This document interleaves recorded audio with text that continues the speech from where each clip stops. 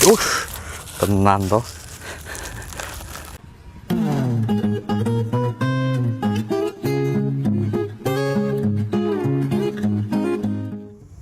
Jumpa lagi Sobat Tani dimanapun berada. Hari ini kita akan membuat POC teman-teman, atau pupuk organik cair ya, dengan bahan-bahan yang mudah kita dapat, murah, dan juga daya simpannya bisa lama teman-teman ya. Jadi untuk POC ini kan macam-macam ya. Kalau yang pupuk semprot cair ya teman-teman, ini kita pakai untuk semprot ya teman-teman. Jadi nanti bukan untuk kocor. Yang untuk kocor mungkin nanti kita buatkan per episode ya. POC yang untuk semprot, kemudian CPT atau zat pengatur tumbuh ya, jangan salah teman-teman, bukan perangsang, beda nanti pengertiannya, masa dirangsang gitu kan, nggak enak gitu ya. Kemudian yang ketiga itu fungisida alami, yang keempat pestisida insektisida alami. Nah, saya usahakan ini kita pestisida dan insektisida itu fungisida ya, fungisida dan insektisidanya kita pisah teman-teman, nggak kita gabungkan. Kenapa? Kalau misalnya musim hujan kayak sekarang ya, kita butuhnya kan fungisida, terus kita semprotkan juga insektisidanya yang buat hewan-hewan, kutu-kutuan kan sayang ya kan, biaya lagi teman-teman.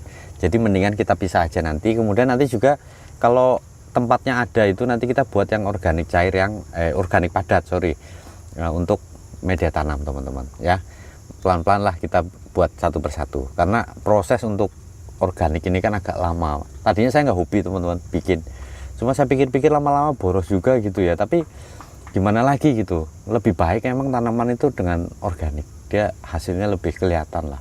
Memang kelihatan agak lambat gitu, tapi pas dia udah masanya ya sesuai pertumbuhannya semuanya baik, itu seperti itu. Nah, bahan-bahannya apa aja teman-teman yang kita perlukan?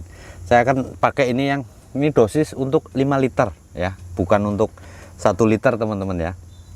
Kenapa kita bikin langsung 5 liter? Ya karena kalau bikin 1 liter sama bikin 5 liter itu fermentasinya sama waktunya teman-teman. Jadi ngapain kita bikin tanggung-tanggung ya kan?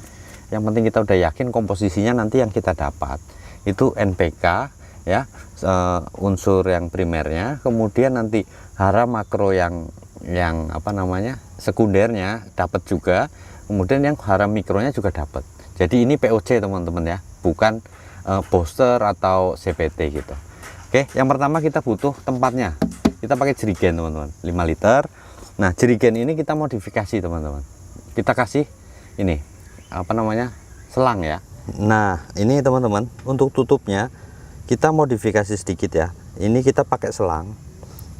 Selangnya bebas, teman-teman mau pakai selang apa aja boleh ya. Ini kita pakai selang. Kemudian ini kita rubah sedikit teman-teman. Kelihatan enggak ini ya?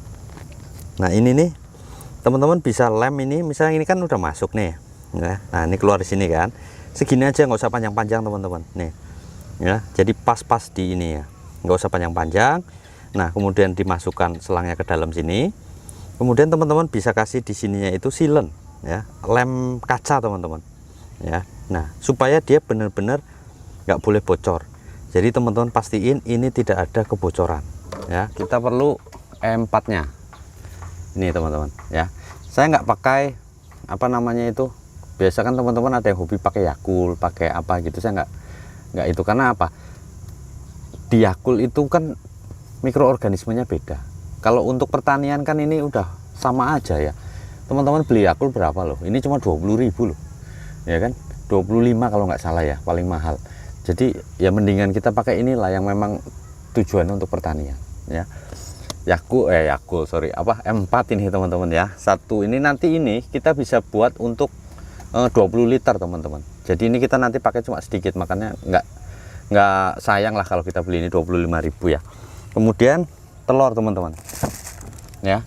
Nah, telur ini untuk telurnya teman-teman jangan pakai telur ayam yang boiler, ayam petelur ya.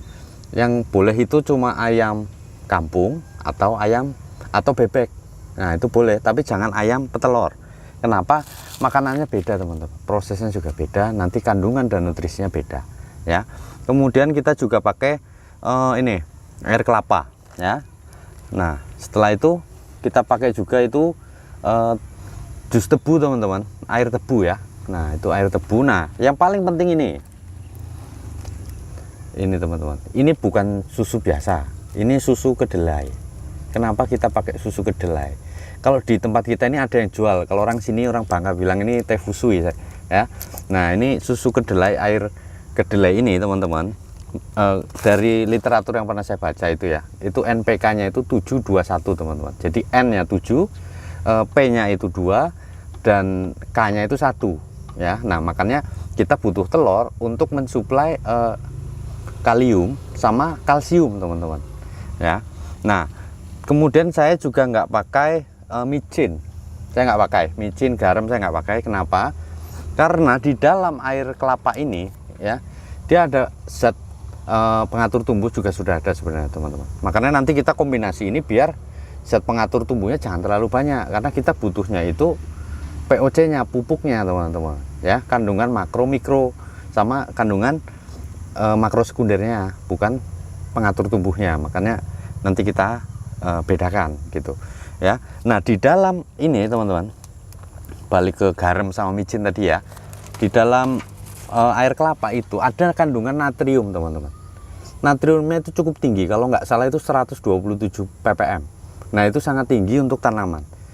Mungkin kalau untuk tanaman semusim nggak akan ada masalah, tapi nanti kalau untuk tanaman tahunan terlalu banyak natrium juga jadi masalah gitu loh. Jadi nanti kita kombinasikan. Nah, dosisnya gimana dan cara ngaduknya gimana, cara nyampurnya gimana, simak terus ya.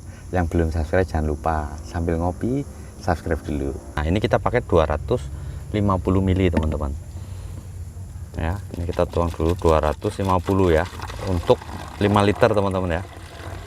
Jadi kalau teman-teman mau bikin 1 liter tinggal dibagi aja, bagi 5. Nah, ini 250 ml ya, segini kita pakai. Nah, ini tuang.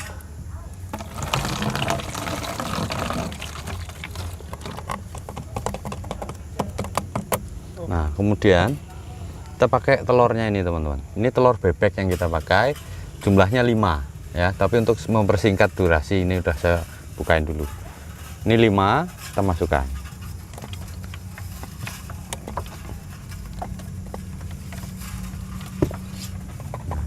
Ini udah, emang nggak bisa bersih ya, harusnya pakai itu ya. Nah, ini kemudian teman-teman, ini kita pakai yang susu kedelai ini murni, susu kedelai murni teman-teman. Ini kita pakai 1 liter, ini setengah liter segini.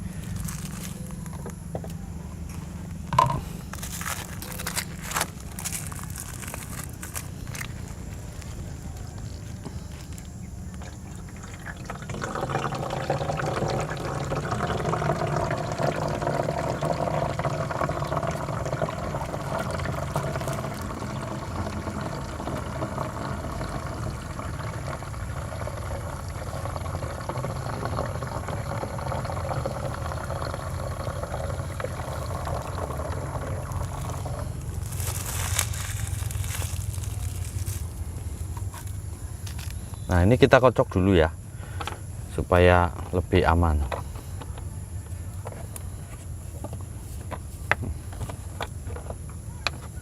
Ini aja.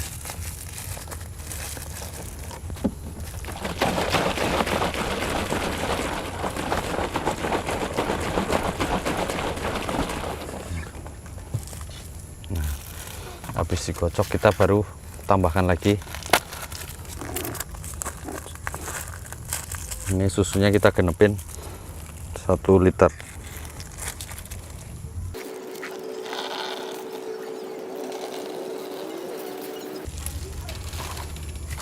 Nah, kemudian ini air tebu teman-teman.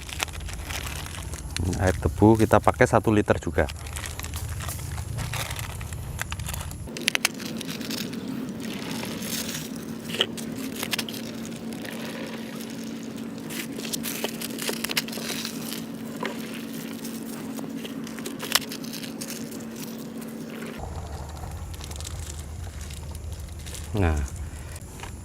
Nah, ini kita tinggal tambahkan air kelapanya teman-teman.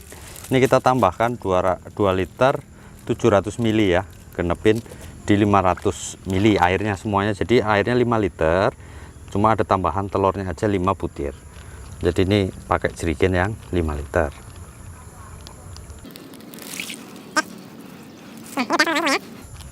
tinggal kita aduk dan kita tutup.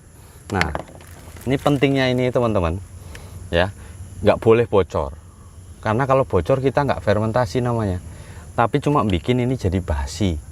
Makanya ini harus kasih silen yang rapet gitu. Ini saya pakai silen rapet-rapet udah. Terus ininya saya kasih selotip ya, selotip pipa. Biar apa? Biar yakin nggak ada udara masuk, karena kalau udara sampai masuk percuma kita bikin ya. Jadi harus benar-benar keberhasilannya ya ini, gimana caranya kita menjamin ini nggak ada udara masuk teman-teman. Nah, oke. Nah, itu kita tes kebocoran teman-teman. Nah, dari sini ada nggak yang netes? Nah, kalau udah nggak ada yang netes, aman kita. Paling dari sini nih. Nah, berarti udah benar gitu ya. Baunya enak coy. Nah, kalau udah, ini harus ditutup dengan plastik warna hitam, atau yang penting nggak boleh kena matahari ya. Ini kita tutup ini dulu. Nah, ini kalau udah kita tinggal tutup, mastiin jangan ada cahaya masuk ya. Nah, tutup rapat. Ini ya teman-teman, selang yang tadi kita pasang kita masukkan sini ya. Jadi nanti saat dia itu mengeluarkan gas, dia tetap akan keluarnya lewat sini dulu. Jadi udara masuk, udara luar nggak bisa masuk, cuma boleh keluar. Jadi gasnya pasti keluar. Oke, itu cara kita membuat POC. Jumpa lagi nanti di hari kelima teman-teman ya. Nanti hari kelima kita buka, kita coba. Ada beberapa tanaman nanti yang kita bisa pakai untuk bahan percobaan. Simak terus video-video dari kita. Jumpa lagi di episode selanjutnya. Terima kasih.